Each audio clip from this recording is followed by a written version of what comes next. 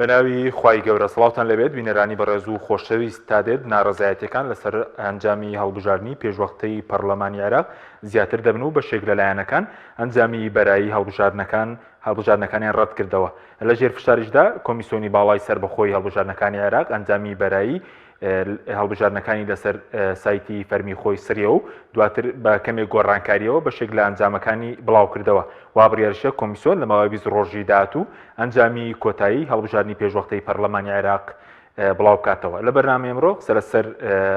هۆکاری درەنگڕاگەیاندنی ئەنجامەکان و ئەو گۆڕانکارانەی کە کراون و ناڕەزایەتی لایەنەکان و سەرلەسەرەوە دەکەین ئایا یاری بە ئەنجامی هەڵبژاردنەکان کراوە لەگەڵمان.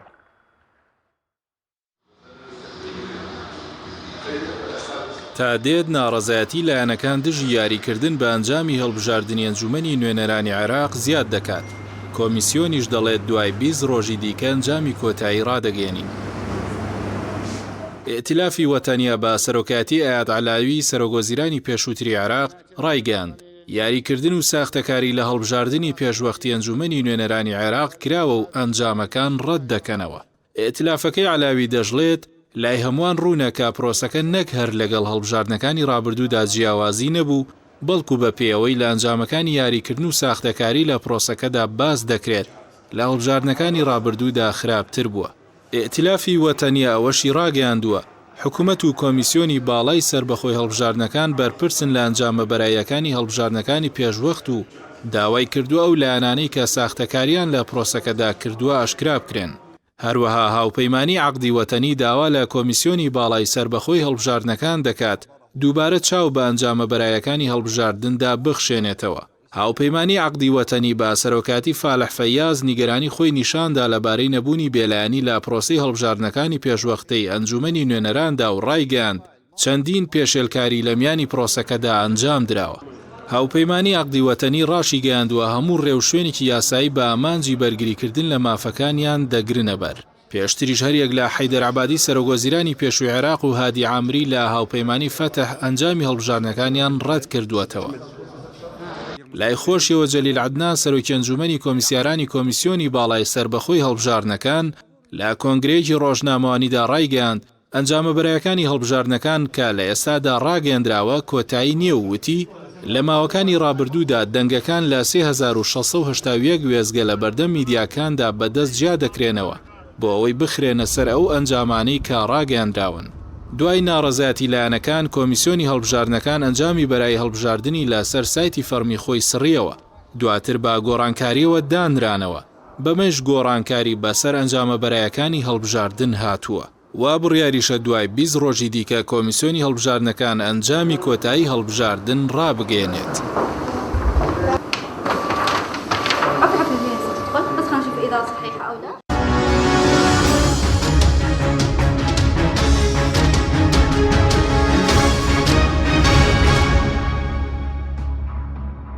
جارێکتر سڵاوتان لەبێت بینەرانی بەڕێز بۆ قسەکردن لەسەر ئەم پرسە میواندەرێک لە بەڕێزان دکتۆر ئاوات ساڵح مامۆستای زانکۆ لە ستۆدیۆی سەرەکی هەروە دواتریش لە لەندەرۆن دکتۆر ئیبراهیم محەممەد مامۆستای زانکۆ شارەزای کاروباری عێراق لەگەڵمان دەبێت سوپاسی ئامادەبوونیان دەکەین. کاک دکتۆر ئەوەدەک لە بەڕێستانەوە دەست پێ بکەین بەرلەوەی بچین سەر مەسەلەی ئەنجامی هەڵبژاردنەکان باس لەوە بکەین کە هەڵبژاردننی پێشوەختەی پەرلەمانی عێراق بۆچی کرا و ئایا ئێستا ئامانجەکەی هاتووەتە دی؟ بەناوی خۆی گەورە و میهرەبان سڵاو بۆ جەناب بەستەڵ بۆ بینەرانی خۆشەویست سوپاس بۆ میوانە بەڕێزەکەی کاک دکتۆر ئیبراهیم. لە ڕاستیە ئەگەر ئێمە بگەڕێنەوە بۆ دوای ساڵی 2023 و عێراقی نوێ کە قۆناغێکی تازە هاتە پێشەوە و ئینتیخابات هەڵبژاردن کرا لە عێراقدا خەڵک و شەعبی عێراقی ئومێدێکی زۆری لەسەر عێراقی نوێ هەڵچنی و بەنیازی گۆڕانکاری بوو لە هەموو ڕوویەکەوە لە عێراقا ڕووبدات و عێراق بچێتەوە ڕێزی ئەو وڵاتانەی کە لە سەدەکانی لە سەدەی پێشووتردا بەڕاستی تێدا بوو. بەڵام بەداخەوە هێزە سیاسیەکان ئەو هێزانەی کە حکومڕانی عێراقیان کرد لە دوای پرۆسە داگیرکردنی عێراق لە 2023 بەدواوە عێراقیان بەرەو هەڵدێر برد و عێراق وڵاتی عێراق و شەعبی عێراقیان بەرەو قۆناغێکی سەخت برد و خەڵکیان لە ڕووی ژیان و گوزران و هەموو ڕۆکانەوە چەساندەوە. انتخاباتان و هەڵبژاردنەی کە لە عێراقا کراوە هەمووی بێ کەم و کوڕی نەبووە تەزویرات و فڕۆفێڵ و یعنی کارەساتی گەورە لە هەڵبژاردنەکاندا هەبووە هەتا گەشتە ساڵی 2010 انتخاباتی 2010 کرا ئەو بوو کە ئەو تەزویراتە گەورە و فەزاحەتە بینیمان لە هەڵبژاردننی 2010 کرا زۆرێک لە حیزبە سیاسیەکان نەتیجەکەیان ڕەت کردەوە بەڵام دوای فەرزیان کرد بەسەریانە و ڕازی بوون بە نەتیجەکەی لە دوای ئەم نەتیجە انتخاباتەوە تشکیلکردنی حکوومەتی عادل عەبدولمەهدی و ئەوە بوو عێراق لەسەر پێی خۆی نەگرت و عێراق وڵاتێکی سەقامگیر نەبوو پرۆسی سیاسی بە شەلەلی مایەوە تا ئەوە بوو خۆپیشاندانەکان لە عێراق و بەغداد و شارەکانی وەسەط و جنوب و هەمووی دەستی پێ کرد تا لەژێر فشاری خۆپیشاندەران ناکەیەک لە ئامانجە سەرەکیەکانیان چەند ئامانجێکیانەوەی کە لەوانە ڕوخان ئیستیقالەکردنی عادل عەبدولمەهدی بوو کە کاتی خۆی حکوومەتی عادل عەبدولمەهدیان هەڵۆشانەوە ئیستیقالەی کردووە هەڵبژاردننی پێشوەختە بکرێت ئەوە بوو فەرزیان کرد بەسەر حکوومەتی عێراقیە کە بڕیاریدا لە ساڵی 2021دا لە دەیدا انتخاباتی پێشوەختە بکرێت یەکێک لە ئامانجە سەرەکیەکانی خۆپیشاندەران ئەوە بوو انتخاباتی پێشوەختە ئەم انتخاباتی کە ڕۆژی دەی دەکرا ئەم یەکشەمەیە انتخاباتێکی ئاسایی و هەڵبژاردنێکی ئاسایی نەوە چونکە ئەبوو عێراق لە ساڵ 2010 انتخاباتی کردبوو ئەبوو لە ساڵی 2022 انتخاباتێکی هەڵبژاردننی تازە بکاتەوە بۆ ئەنجومەی نوێنەران بەڵام لەژێر فشاری خۆپیشاندەران و ناڕەزایەتی شەقامی عێراقیە هەڵبژاردنەکە بکرا بە هەڵبژاردنێکی پێشوەختە ئەم هەڵبژاردنێش چەند ئامانجێکی لە پشتەوە بوو یەکێک لە ئامانجە سەرەکیەکانی ئەم هەڵبژاردنەی کە دەیدا 2021 ئەنجام درا ئەوە بوو کە ئەم هێزانەی لە ساڵی 2023ەوە لە دەسەڵاتان لە عێراقا چ لە هەرێمی کوردستان کە بەشێکە لە عێراق و ئەوانەی کە لە عێراق و ناوەند دەسەڵاتیان بەدەستەوە لە 2023ەوە ئەمانە لە دەسەڵات دوور بخرێنەوە چونکە کۆمەڵی هێزی فاسید گەندەڵ و شعبی عێراقی و گەلی عێراقیان چەوساندەوە لە دزی لە گەندەڵی لە تاڵانی لە کوشتن لە بڕین لە هەموو ڕوویەکەوە کە شعبی عێراقی ئێستا وای لێ هاتووە لە ساسی و پێنجی خەڵکی عێراق لەژێر هێڵی هەژاریەوەیە ویستیان گەنجەکانی عێراق شەقامی عێراقی ئامانجیان ئەوە بوو کە ئەگەر ئەمانە هەمووشان دۆر نەخرێنەوە لە دەسەڵات تەحجیم بکرێن بتوانێت خوێنێکی نوێ بێتە پێشەوە لە پەرلەمانی داهاتوی عێراقا ئەمانە بتوانن یاسا دەرکەن و حکمی وڵات بکەن ئەوە ئێستا هاتە دی چووکە ئێستا باز دەکەی بۆی ئەوەی کە تەنها لە سەدا 40 خەڵک بەشداری پرۆسی هەڵبژاردنەکەی کردووە تقریبا بڵێن 60 بایکۆتی کردووە هێزە گەندەڵەکان لە هەرێم بێ لە عێراق بێ هەر پێشەنگن مامانجە ناتە دی کە حیزب گەندەڵانە دوور بخرێنەوە بەڵێ جا خۆ یەکێک لە گرفتەکانی ئەم هەڵبژاردنە گەورەترین گرفتی ئەم هەڵبژاردنە کە کراوە ئەوەیە ئامانجی ئەم هەڵبژاردنەوە بوو کە ئەم هێزدانە لە دەسەڵات دوور بخرێنەوە یان تەحجیم بکرێن چونکە چی جمگەی ئەم وڵاتە بوو دەسەڵاتی سیاسی و هەموو شەریحەکان بەدەست ئەمانەوە بوو شعبی عێراقی و خۆپیشاندەرەکان و نوێنەری خۆپیشاندەرەکان ئەمەیان ویست کە هەڵبژاردننی تازە بکرێت مەجال بدرێت خەڵکی نوێ و سەربەخۆ و خەڵکی تەکنۆکرات بێتە پێشەوە نەک حیزبەکان هەموو جنگەکان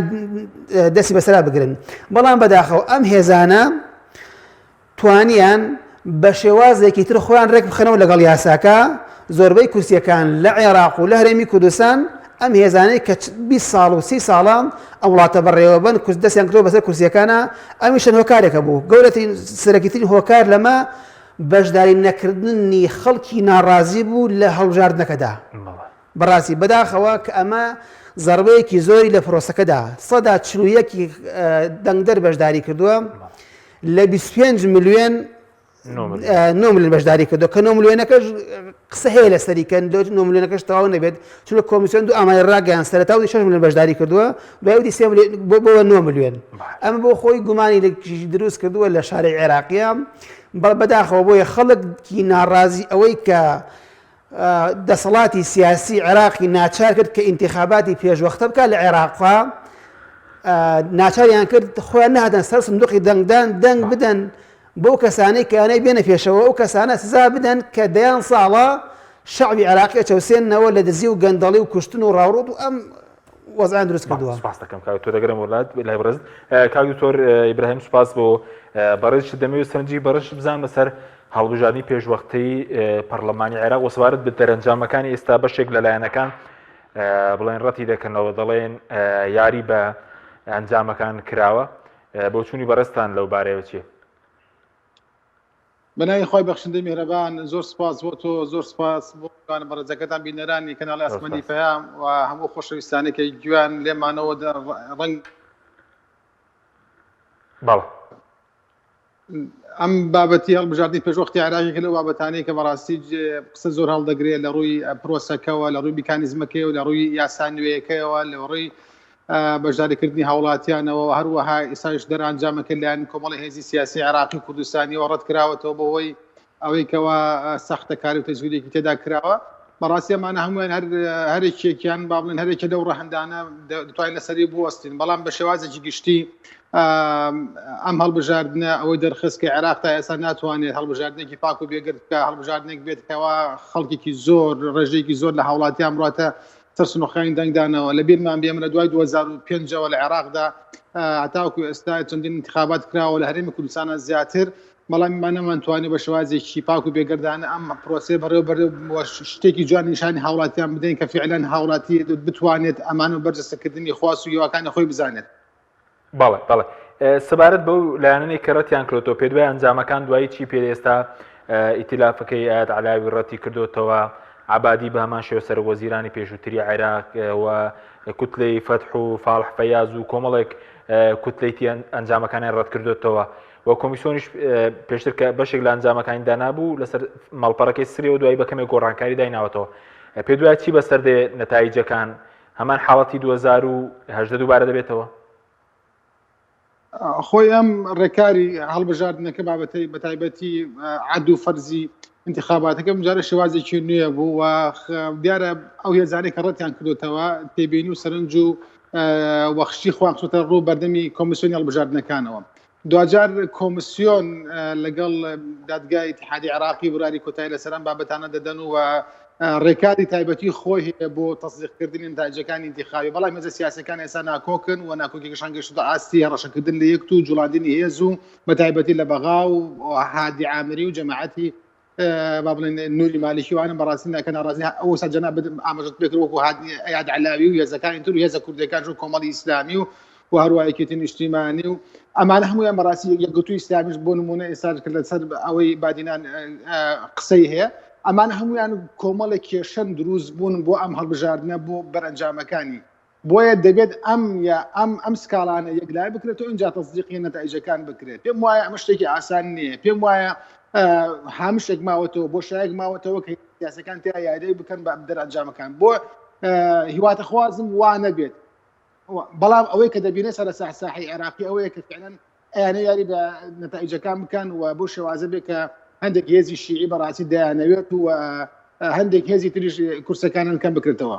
باشە بە سەبارەت بە چ هەرێمێکی عێراق بێ سەبارەت بۆی کە خەڵک چاوەڕی دەکرد ئەو هێزانێک کە حکومڕان و گەندەڵ و دژە خەڵکن دەڵێن کورسەکانیان کەمی کا بەڵام کورسەکانیان زیادی کردووە بەشێکی پێدوای پەیوەندی بە تەزویرەکەوەیەوە بەشێکشی ئەوە باز لە بایکۆ دەکرێت بەڵام بەشێکی پەیوەندی بە تەزویرەکەوەیە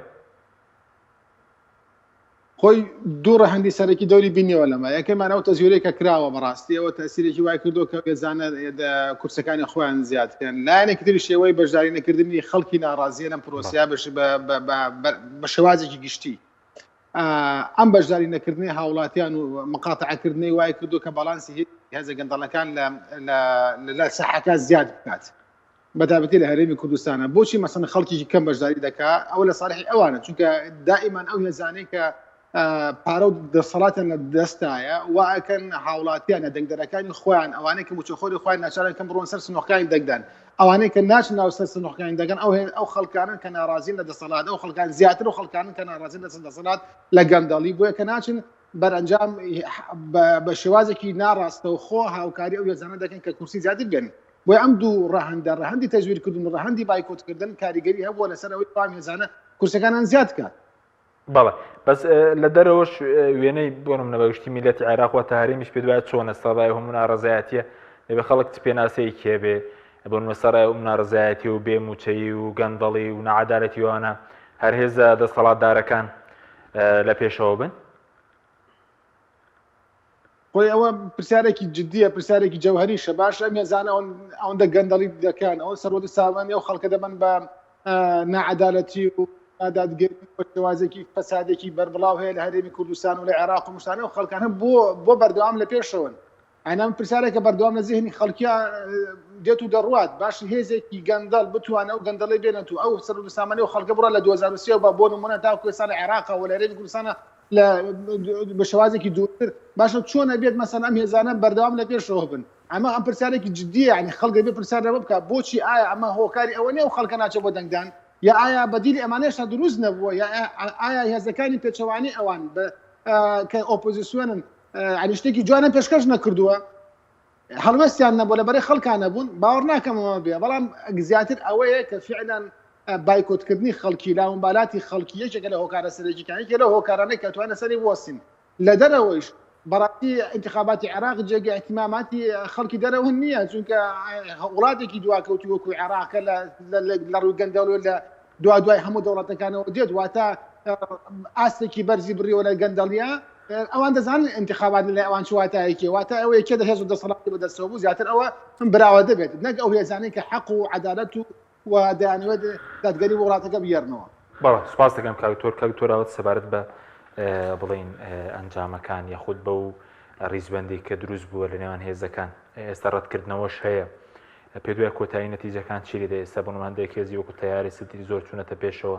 هەندێکیان کەمیان کردووە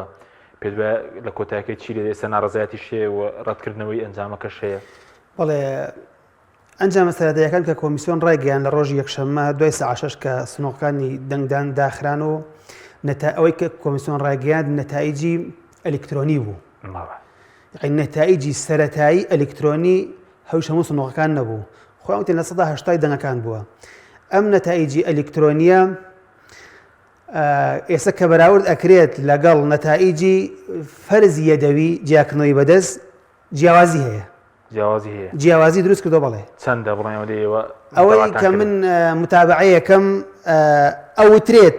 لە جیهەی ناڕەسمیەوە کە لە 150 بۆ لە ساسی لە هەنێ شوێنە جیاوازی دروست کردووە کە کێشەکە لە نەقڵا بووە تەطابق یعنی کەم ئەم فەرزی ئەلکترۆنی کە ئەوەی کە ڕۆژی یەکشەممە شەوی یەکشەممە ئیعلانی کرد کۆمیسیۆنی بەڕاستی بە هەڵبژاردنەکان وتی ئەمە نەتایجی سەرەتایی ئەمە نەتایجی کۆتایی نییە و ئەمە نەتایجی ئەلکترۆنیشە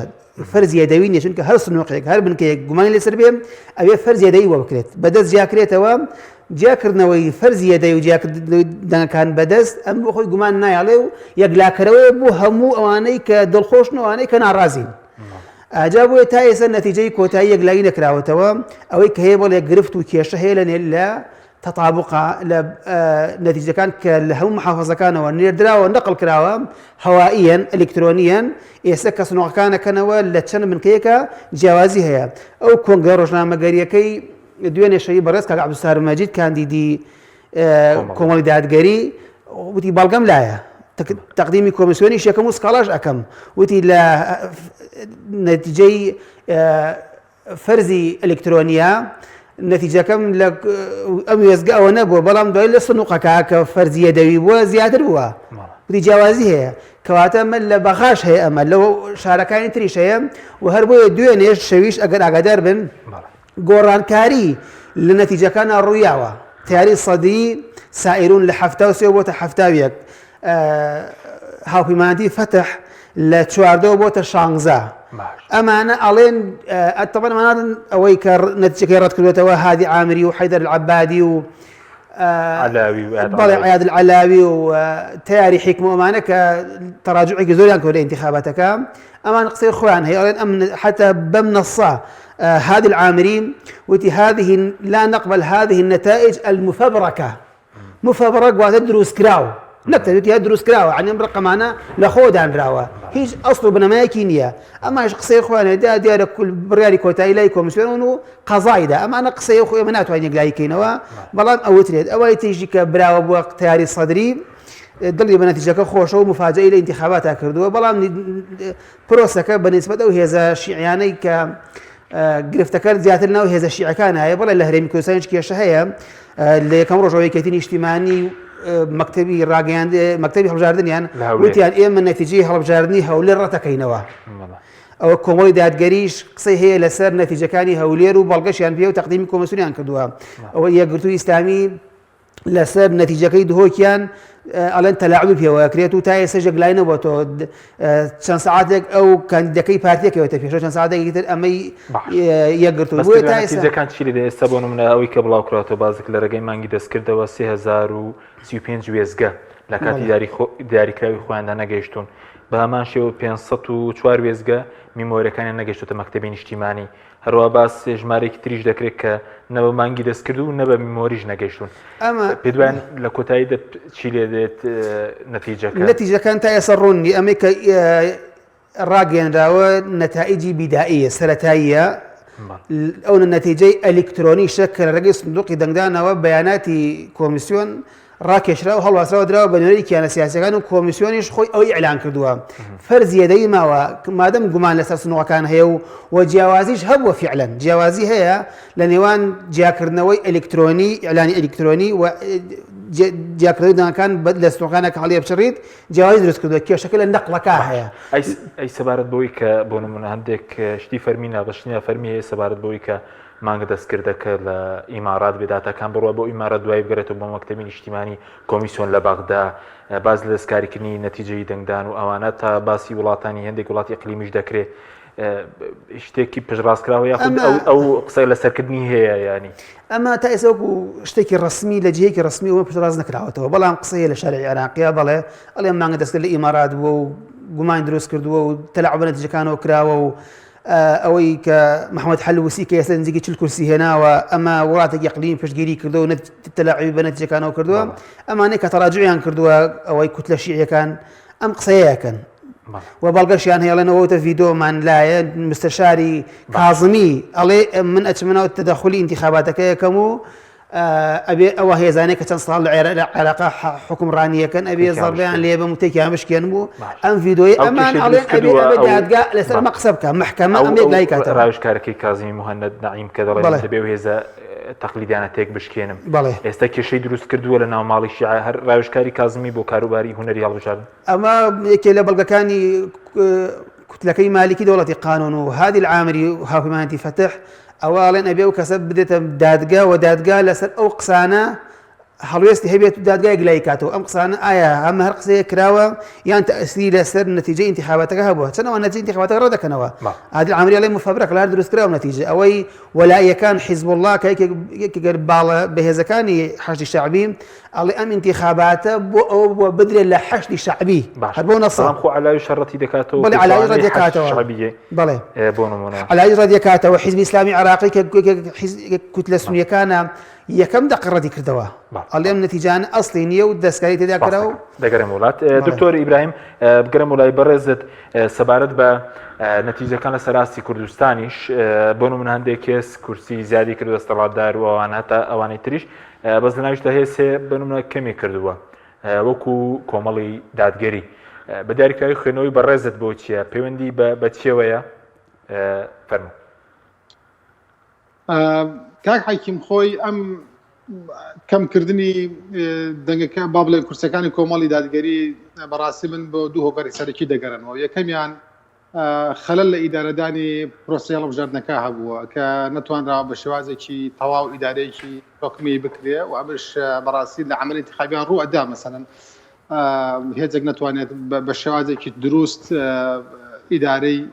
عملی انتخابەکە بکەوە بەرەنجامەکەیشمان بینیت و ئەوە کەس ناتوانێت لەکۆڵی لەوە بکە و ئەمەش بەرەنجامی ئەوە بوو بەڕاستی تێگەیشتنێکی دروست نەبوو بۆ یاسای هەڵبژاردنەکان بۆ بازنای هەڵبژاردنەکان و بۆ شێوازی نوێی هەڵبژاردنەکان چونکەم شێوازێکی نوێی دابشکاری بازنەکان و دابشکردنی کاندیدەکان بەسەر کورسەکان بەسەر ئەو بازنانە و شێوازی مامەڵەکردن لەگەڵ ئەمە بەڕاستی خەلەلی تیا هەبووە بۆی موازم ئەم دوو هۆکارێکی تەکنیکی و هونەری وای کردووە کە بەڕاستی کورسەکانی کۆمەڵی ئیسلامی کەم بکە ئەنا والێک بدرێتەوە کە کۆمەڵی ئیسلامی لەبەرەی خەڵکانە بۆ نەخێوانە بۆ لە 4 ساڵی ڕابردووە یەکێک لەو ێزانی کە بەردەوام لەبەرەی خەڵکا بووە کە هەڵوەسی تاوی هەبوو سەرۆک و ئەندامانی سەرکردایەتی حیزب و پەرلەمانتارەکانی هەرێمی کوردستان پەرلەمانتارەکانی لە بەغا خەڵک شاهیدەوەی بۆدا ئەم هێزێک بۆ لەبەرەی خەڵکا بووە بەردەوام دژی گەندەڵی وەستاوە بەردەوام لەبەرەی خەڵک و خواسی هیواکانی خەڵکا بووە وەرە لەبەرەوە خەڵک نهاتوە عقوبەی کۆمەڵی ئیسلامی بدا کۆمەڵی دادگەری بدا خەڵک نهاتووە لەبەرەوە هاتووە بەڕاستی لەم خەلەلی تەکنیکیا وای کردووە کە مەسەڵەن ئەوە دروست بێت پێم وانە هێزێک لە بەرەی خەڵکا بوو بێت خەڵک وای نیشاندا بێ مەسەڵەن خەڵک عقوبەدا بوو نەخێر خەڵک عقوبەی کۆمەڵی دادگەری نەدا و کۆمەڵی دادگەری یەکێک لەو هێزانە بوو کە فعلەن لەناو جەرگەی خەڵکا بوو خواسی خەڵکی بەجێهێناوە لە ئەو خواستە ڕەوانەی کە خەڵک داوای کردوم پشتگیری کردووە و توانی وێتی مەسەلەن هێزێکی کاریگەری بەسەر دەسەڵاتەوە ولا بەغا توانی وێتی خواستەکانی خەڵک لە هەرێمی کوردستان بگەنێتە بەغا و پەرلەمانتارەکانی دیار بوو ئەحمەدی حاجی ڕەشید مامۆستا سەلیم و لە پێشووتریشا هێزەکانی و لە هەرێمی کوردستانیشا پەرلەمانی فراکسیۆنی کۆمەڵ دادگەری لە پەرلەمانی کوردستان ڕۆڵێکی گەورەی بینیوە ئەوە نەبێ مەسەلەن کاندیدەکانی کۆمەڵی سامی لاواز بن بەڵام لە ئیدارەدانی ئەم پرۆسە ئەم هێزە نەیتوانیوە بە شێوازێکی خواستەکانی ئەندامانی کۆمەڵ دەنگدەرانی کۆمەڵ بەدی بێنێت و بەدینەهێنانی خواست و داواکارەکانی مەسەلەن ئەندامانش بەڕاستی دەگەڕێتەوە بۆ خەلێکی تەکنیکی نەکوە بۆ شێوازەی کە خەڵک دێکی بدرێتەوە. باشە دکتۆر تۆ پێ دوای ئەگەر کۆمەڵی دادگەری خوێنەوەیکی باشی با بۆ یاساکە لە هەموو بازنەکان کاندیدی دانابووایە پێ دوایە دەنگی بەرچاوی دێنا ئەنی خەلە لە سەرێکیکەوەیە کە لە هەموو بازنەکان نەچووە کاندیدەکەی دابنێ وەکوتمێکێک لە خەلەکانەوەیە ئەکی لە خەلەکانەوەی کە خوێندنەوەیکی دروست نەکراوە بۆ بازنەی هەڵبژاردنەکان و کاندید نەبوون لەو بازنانەیەکێک لە خەل سەرەکیەکان ئەو خەل لە سەرەکیش بەڕاستی وەکوتم هەڵقوڵاوی نوێبوونی یاساکەیە کە توانە نەتوانراوە بە شێوازێکی تەندروست دروست خوێندنەوە بۆ ئەم یاسایە بکرێت و بەرجەسەر بکرێت لە ئەرزی واقعیدا بۆی ئەم خەلەی ڕووداوە کە کاندید نەبووە لەسەر ئاسا و ئەمەش خەلەلانش وەکوتم دەکرێت هێزێک لە پرۆسەیەکی نوێدا ئەم خەلانەی بەسەردا بێت بەڵام ئەوە ناگەێنێت کە کۆمەڵی دادگەری لەم پرۆسەیەدا بەڕاستی هاتووە کەمتەرخەمی کردو لە خواستی خەڵک لە پشتگیریکردنە خواستی خەڵک نەخێر لە 4 ساڵی ڕابردووە هەموو کەس شایەتی بۆ هەڵوەستەکانی کۆمەڵی دادگەری دەدا بۆ سەرۆکەکەی دەدا بۆ ئەندامانی ئەنجومەنی باڵاکەی بۆ فراکسیۆنەکانی هەرێمی کوردستان و بۆ فراکسیۆنەکەی لە بەغا و بۆ ئەندامانی سەرکرداتی بۆ دەستگا ڕاگادنەکەی بەردەوامەمان هەموو لە خزمەتی خەڵکا بوو بەدەمە ئۆرگانەکانی لە خزمەتی خەڵکا بوون یعنی ئەمە ناکاتە ئەوەی کەوا ئێمە لە بەرەی دەسەڵاتدا بوو بووین و خەڵک هاتووی عقوبەی دابین بەڵام خەلەلی تەکنیکی هونەری وای کردووە کە کۆمەڵی دادگەری کورسەکانی کەم بکات نەک ئەوەی کە خوانەخواستە کۆمەڵ وەکو هێزێکی تر با بڵێن خەڵک عقوبەی داگێت. باشە بەس سەبارەت بەوەی کە ڕەنگە دەسەڵات بۆ چێندێک لایانی دەسەڵات دڵخۆشن بەوەی کە بەڕێزوتە بەوەی خەلەری تەکنیکیەوە کورسی کۆمەڵی دادگەری کەمی کردووە ئەم دڵخۆشێندێک لایانی دەسەڵات بە کەمکردنی کورسیەکانی کۆمەڵی دادگەری بۆ چیە ینی دڵخۆشیەکان پێ دوای زۆریش دەخایەنێ؟ من قەناعەتم وایە ئەو دڵخۆشیان تاکو انتخاباتی داهاتوو هەرێمی کوردستانە دەبینەوە لە انتخاباتی هەرێمی کوردستان چۆن کۆمەڵی دادگەری ئیدارەیەکی باش و ئیدارەی کاریگەری هەڵبژاردنەکە دەکاوە دەبینەوە کە کورسەکانی کۆمەڵی دادگەری چەندێک بەرز دەبێتەوە لە انتخاباتی داهاتوو ئێستا ئەندامانی کۆمەڵی دادگەری و کادیرەکانی و هەست بەوە دەکەن کە فعلەن ئەم خەلەلە وای کردووە کە هەست بە ناڕەحەتێکی زۆرکەن هەومان هەست بەوە دەکەین کە فعلەن ئەم خەلەلە لەسەر دڵمان قورسە لەسەر بوونی ئێمە بۆ هەڵوێستەکانمان قورسە مەسەلەن هێزێک ئاوا لە بەرەی خەڵکا بێت و ئێستا بۆ نمونە کورسەکانی ئاوا کەم کات و لایانی بەرامبەر وا بزانێتە ئەمە عقوبەی خەڵک عقوبەی کۆمەڵی دادگەری داوە نەخێر دەبینەوە ئێمە بە ڕوحێتێکی ترەوە باستانێکی ترەوە بە شێوازێکی ترەوە ئەو کاتە ئیدارەیەکی باش هەڵبژاردنەکان دەکەین لە هەرێمی کوردستانە و پێم وایە سەرکردایەتی و سەرۆک و ئەنجومەنی باڵای دادگەری کۆمەڵی دادگەری بۆ ئەم پرسی ئەستانەوە پرسی جۆرەتی ئەو جۆرەی کە فعلەن ئێمە دەمانەوێت خەڵک بزانێت و لایەنەکانی ترش بزانێت فعلەن ئەمجارە کۆمەڵی دادگەری لە هەڵبژاردنی هەرێمی کوردستانە و هەڵبژاردنە کە دێنە پێشەوە چۆن ئیدارەیەکی باشی دەدات البته ئەمەش وەکووت مێشتا انتخاباتەکە بەنەتیجەکەی تەواوەتی یەکدایی نەبووەوە مەسەڵەن کە عەبدولستار لە هەولێر سکاڵای هەیە لەسەر بەرەنجامەکان مطابق نە لەسەر فەرزی ئەدەبی و فەرزی ئەلکترۆنی و هەروەها مەسەڵەن کێشە هەیە لەسەر شوێنێکی تریشەوە بەڵام ئەمانە دوجار ئەگەر وایش بێت ئێمە هەر بۆ انتخاباتی توی هەرێمی کوردستان و انتخاباتەکان کە دێتە بەش هەرێمی کوردستان دەمانەوێت ئیدارەیەکی باشی بکەین و ئیدارەیەکی باش دەدرێت و ئەم جارێ ئەم خەلانی کە ڕووی داوە استفادەیەکی زۆر بەڕوح و گرنگترەوە کۆمەڵ دادگەری بێتە مەیدانەوە. باشە زۆر بە کورتی وەڵام دێتەوە دەلالەتی پێخۆشبوونی دەسەڵات بۆ دابەزینی کورسەکانی کۆمەڵ هەرچەندە بەرەزوتت بۆی تەکنیکی هەڵبژاردن بڵین دەنگەکان و بڵین کورسەکانی کەمی کردووە دەلالەتە لە چی بۆچی دەسەڵات پێی خۆشە بە کورتی بێسپاس دەکەم. دلالة لەوەی کە ئەم هێزەکە لەبەری خەڵکایە وا دەزانێت خەڵک وێنای کۆمەڵە دەگەری وا بکرێ ها خەڵک عقوبەی داون مادام لەبەرەی مادام ئەو خیتابەتان هەبوو ئەو گوتارەتان هەبووە لە دژی دەسەڵات وە لە دژی حکوومەتێکە ئۆپۆزیسیۆن بوون ئێوە وە لە داکۆکردن لە مافی خەڵک ها خەڵک ئێوەی ناوێت لە کاتێکا وانە لە کاتێکدا وانە ئەگەر سەی دەنگانی ئەوکەی زیادە درە لە دەنگی دووسە کورسی لە سنوورێکدا بەڵام ئەمە ئەوە ناگەێنێت کە فعلاً کۆمەڵی دادگەری هێز و سەنگی خۆ لە دەستداوە وەکو جەماوەری لەلایەنی جەماوەریەوە کۆمەڵی ئیسلامی خاوەن جەماوەرێکی ڕەسەنی خۆیەتی ئەم خۆشی دڵخۆشی دەسەڵاتە بەوەیکەوە کە خەڵک عقوبەی کۆمەڵ دەستگەری داوە بەڕاستی قاغڵێکە لەسەر بنەمایەکی هیچ بیناکراوە و دەبینەوە و ئەم ئیدارە خەلە لە ئیدارە تەکنیکی و نامعقولەیە کە دراوە لە پرۆسەکە و مەسەن تەجویر کراوە و ئەو خروقاتانێکە کراوە بەڕاستی هەمووی لە انتخاباتی هەرێمی کوردستان دەبینەوە. سپاس دەکەم بەڵێ بینەرانی بەڕێز ناوبەرەی کورت و دەگەڕێنەوە وڵاتان لەگەڵمان بێنەوە.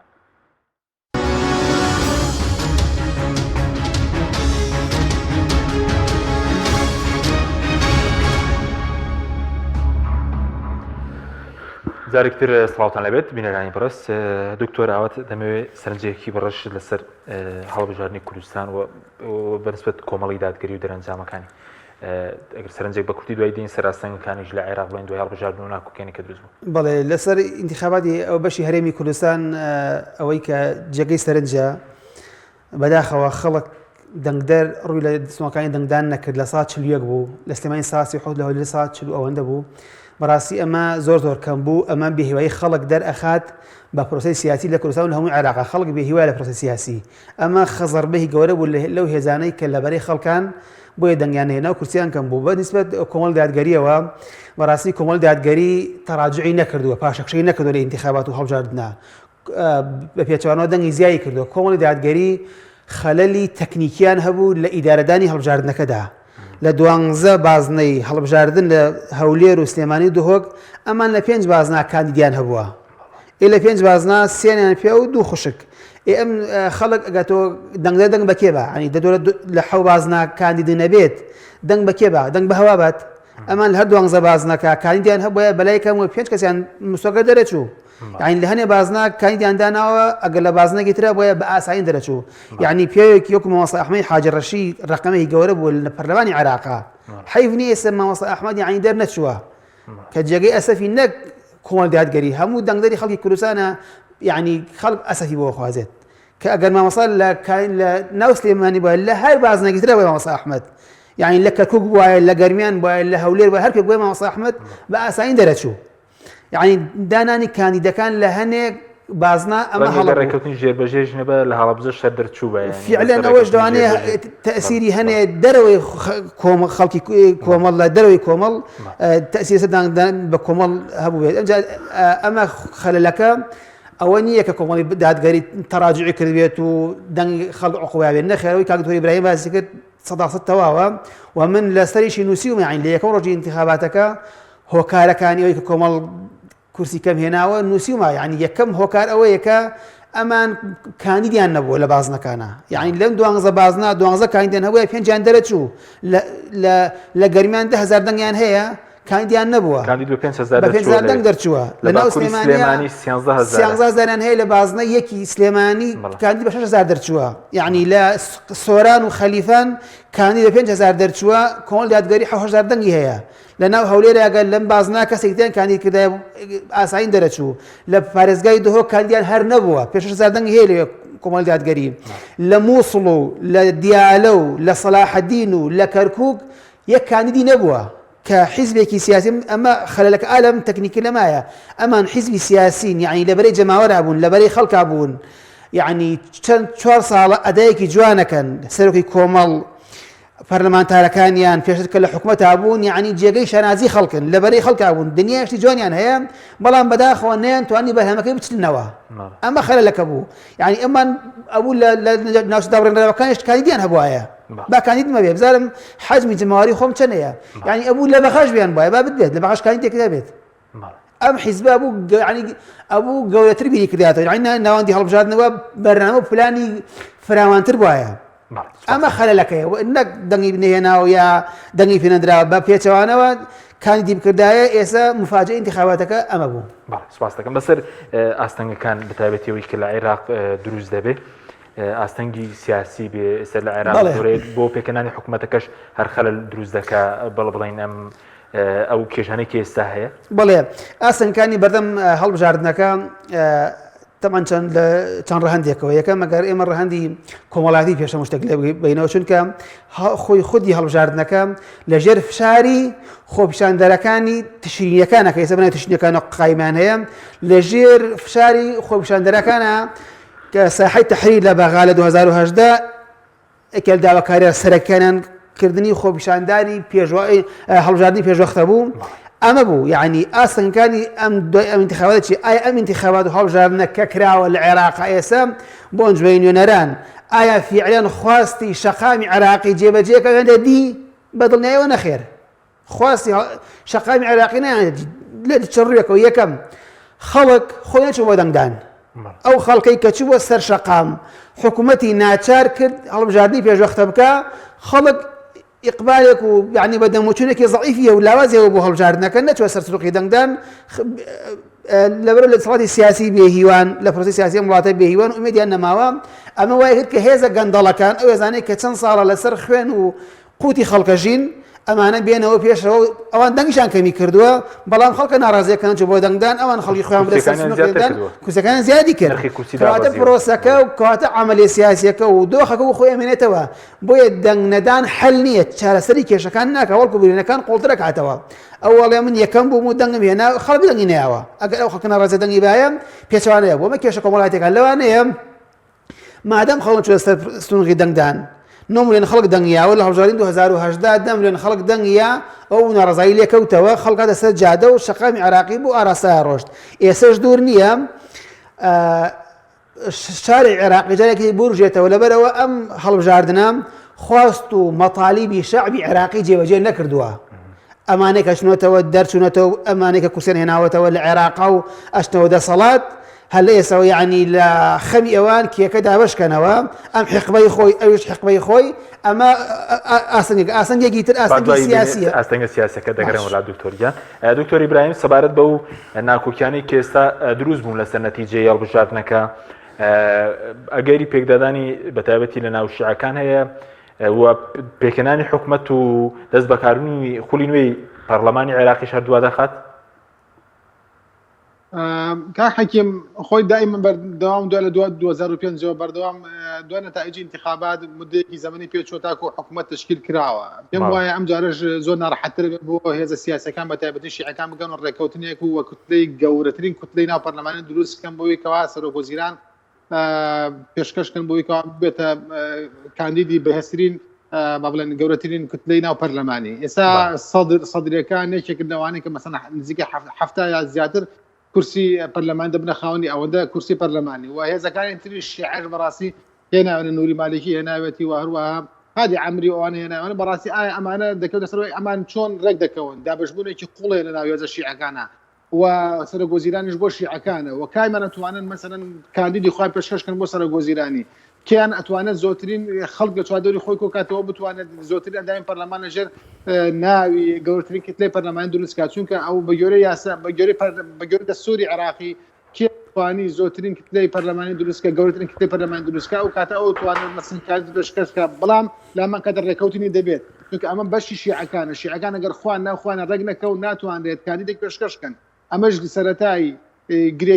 سەرەتای ئەم گرێکوێریەکردنەوەکەی لایکوێ لای شیعەکانە ئەبێ شیعەکان ڕێکەون کە شیعەکان ڕێکەوتن بەڕاستی اینجا ئەتوان کاندید پێشکەشکەن بەڵام تا دەگەونە ڕێکەوتن زۆری دەوێت چونکە ئەمان دابەش بوون پێش انتخاباتەکە ناکۆک بوون ناو انتخاباتەکە ناکۆکن دوای انتخاباتەکە لەسەر ئەنجامەکان ناکۆکن و ئەم ناکۆکیش تاکوێ دەڕوات من قەناعەتم وایە چەند مایەکی دەوێت بەلای کەمەوە 5 مایەکی دەوێت تاکو بگەنە ڕێکەوتن چونکە هێزە شیعەکان بە ئاسانی ناگەنە ڕێکەوتن بۆ ئەوەی کەوا بتوانن کاندیدی خۆیان پێشکەشکەن لە انتخاباتی 2010 مدەیەکی زەمانی زۆری ویست نزیکە نووری مالکی مثلا تقریبا 9 مانگ 10 مانگی ویست انتخاباتی 2014 بە هەمان شێوە لە 2018 بە هەمان شێوە و حتا ئەم کازمەیە کە دانراوە ئێستا دوای سەچوار کاندید کە دانرا عدنان زولفی و محەممەد تۆفیق علاوی و چێ تەقدیم کرا اینجا توانرە ئەمە بێتە بوون کە نزیکە لە مانگی دەوە تاکو تەقنزیەکەی 11 مانگی خان لەبەرەوە ئەم بابەتێک نییە کە مەسەلەن بە ئاسانی لەناو هێزی شیعە بە ئاسانی ڕێککەوتین لەسەر لەگەڵ بکرێ بەڵام دوای دەرەنجا هەر دەگەنە ڕێککەوتن چونکە شیعە کاتێک زانیان مەترسێکی قوڵ لەسەر بەیتی شیعە دەگەنە ڕێککەوتن و دێنەوە ناو بەیتە شیعەکەی خوان و مەرجعیت قسەیەکە دەکا و دەگەنە ڕێککەوتن بۆیە ئەمە لەسەر شیعەکان وەستاوە لەسەر دانە شیعەکان وەستاوە و هێزە سونیەکانیش و هێزی کوردەکانیش کەوانەی کە کورسیان هێناوە لەگەڵ ئەم هێزانەی کە ئەتوانێت مەسەلەن پێشکەشکە بۆ ئەنجومەنی سەرۆکی ئەنجومەنی وەزیران مەسەن ڕێککەوتن دەکەن و دەگەن ئەوەی بەرنامەیەکی حکومی تەقدیمکەن بۆ بەڵام ئەمە جێگەناکۆکیەوە سەرەتای هێشتا لە کورد هێشتا نەگەشتێت ئەوەی کەمەس دانوستاندنێکی قوڵ بکرێ بۆ پێکەنانی گەورەترین کتێ پەرلەمانی ناو هێزە سیاسەکاندا باشە بەس بەڕێزت پێ توانێت سەدر لەگەڵ هەلبوسی و بۆنە من لایانی کوردیش ڕێک بکەوێ یاخود بۆنەمە دەبێت مالێکیش هەر بەشداری پێ بکرێ وش کورسەکانی زیادی کردووە لە 26ەوە بۆ 37 و 38 کورسی پێ دوای ئەو کێشەکە هیچ دیارە چۆن دەبێت تێکەڵەیەک دەبێت چۆن دەبێت بڵین کاک حەکیمۆکم وتم لە دوای 2023ەوە کە عێراق دامەزراوە سەرۆکوەزیرانی عێراقی بەتابەتی لە دوای 2005ەوە دوای ئایەت عەلاوی کە سەرۆکوەزیران بوو هەتاوەکو ئێستا شیعەکان بۆ خۆیان ڕێکەوتون کاندیدێکیان پێشکەش کردو ئەنجا اتفاقیان لەگەڵ لایەنەکانی ترا کردووە بۆ نمونە ئێستا سەدر لەگەڵ حەلبوسی و لەگەڵ کوردیشان ڕێک بکەوێت ناتوانێت کاندیدەکەی پێشکەش کات چونکە بەیتی شیعی هەمووی ڕازی نابن لەسەرەوە بۆیە بەر لەوەی کە سەدر لەگەڵ کورد و حەلبوسی کە سونەیە ڕێک بکەوێت دەبێت لەگەڵ نووری مالکی و ئەوانترا ڕێک بکەوێت تاکو پێشکەش کات ناکرێت مەسەلەن بەیتی شیعی ڕازی نەبن لەسەرەوە چونکە ئەوە پشکی شیعەیە وەکو چۆن کورد ڕێکەوتن بکە بۆ ئەوەی کەوا سەرۆکۆماری دابنێت ئەمە بە هەمان شێوە شیعەش بە هەمان شێوەی بکات سونەش بە هەمان شێوە ناخوایانە ڕێک بکەون بۆیە کە سەرۆکی پەرلەمان دابنێن ئەم دابەشکاریە سیانیەی سێ دامەزراوە سەرەکی لە عێراقدا پشکی بەشی لە نەتەوەکانە و بەشی مەسەن کورد وەکو نەتەوە شیعە وەکو مەزا و سونە وەکو مەزەبێکی تر لەبەرەوە